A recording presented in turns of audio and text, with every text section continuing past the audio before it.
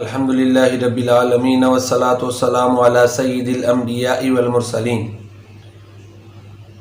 ام مجاہد قال كنا عند ابن عباس رضی اللہ عنہما فذکر الدجال فقال مکتوب بین عینیہ کافر۔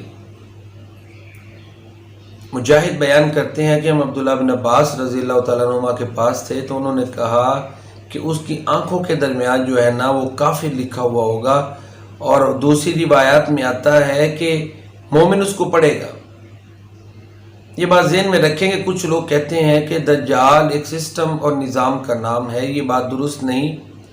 دجال ایک شخصیت ہوگی، اور ہاں رانگ سسٹمز یا غلط جو نظام ہے وہ اس کو سپورٹ کریں گے، غلط عقائد و نظریات جو ہے نا وہی اس کے حمایتی ہوں گے، ایسے ہی لوگ اس کے ماننے والے ہوں گے، لیکن وہ ایک سسٹم نہیں، وہ ایک فرد ہوگا۔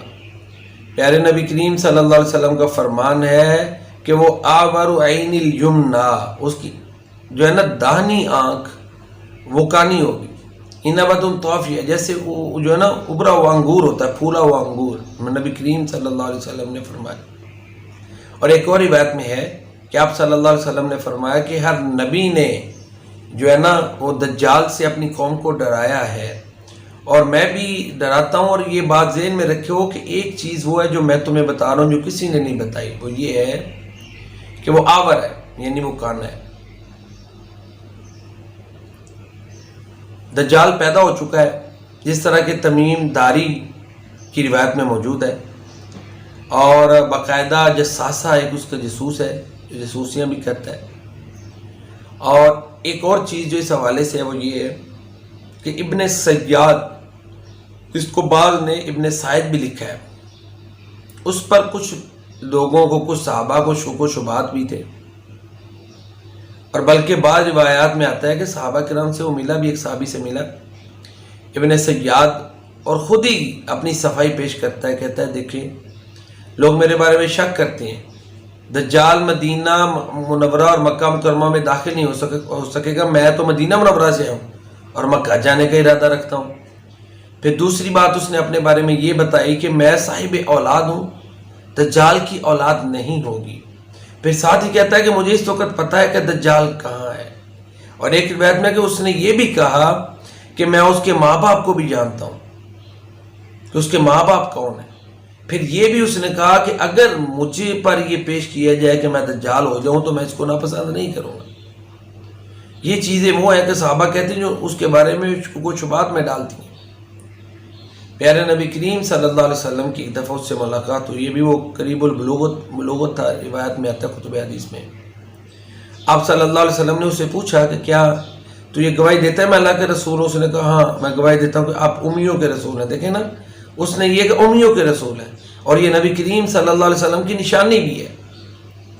پھر آپ صلی اللہ علیہ وسلم سے اس نے کہا کہ کیا آپ گواہی دیتے ہیں کہ میں رسول ہوں؟ آپ صلی اللہ علیہ وسلم نے فرمایا کہ میں ایمان ہے اللہ پر، رسولوں پر، فرشتوں پر، یہ آپ نے اسے کہا۔ پھر آپ صلی اللہ علیہ وآلہ وسلم نے ابن سیاد یا ابن سعید سے کہا کہ میرے ذہن میں ایک چیز ہے جو تیرے لیے چھپائی ہے، تو بتا سکتا ہے وہ کیا ہے؟ تو کہتا ہے دکھ، حالانکہ وہ دخان لفظ تھا۔ آپ صلی اللہ علیہ وسلم نے فرمایا کہ اپنی حد سے آگے نہ بڑھ۔ تو یہ ابن سیاد اور ابن سعید کے حوالے سے یہ کچھ ملتا ہے۔ پھر حضرت عمر فاروق رضی اللہ تعالیٰ عنہ نے کہا کہ اللہ کے نبی مجھے اجازت دیں کہ میں اس کو مار دوں۔ آپ صلی اللہ علیہ وسلم نے فرمایا کہ اگر تو یہ دجال ہے تو تم اس کو قتل نہیں کر سکو گے، اگر دجال نہیں تو پھر کسی ناحق کو تم قتل کر دو گے۔ تو ابن سیاد اور ابن سعید جو ہے نا اس کی گفتگو کے بارے میں کچھ شبہات ہیں۔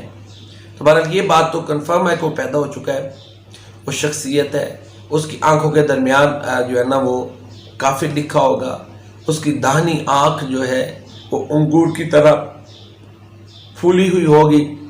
پھر ابن سیاد کے بارے میں ایک اور چیز آتی ہے کہ اسے نبی کریم صلی اللہ علیہ وسلم نے فرمایا تھا کہ خود ہی پوچھا کہ تیرے پاس خبریں کیسی آتی ہیں؟ کہتے ہیں درست بھی آتی ہیں، صحیح بھی آتی ہیں، غلط بھی آتی ہیں۔ تو آپ نے فرمایا کہ معاملہ جو ہے نا تیرے اوپر مشتبہ بنا دیا گیا ہے، ملتبس بنا دیا گیا ہے۔ تو بہرحال دجال کے حوالے سے، اس کی شخصیت کے حوالے سے یہ چند چیزیں تھیں جو کتب احادیث کی روشنی میں ہم نے جو ہے نا پیش کی گئیں کہ دجال کیسا ہوگا۔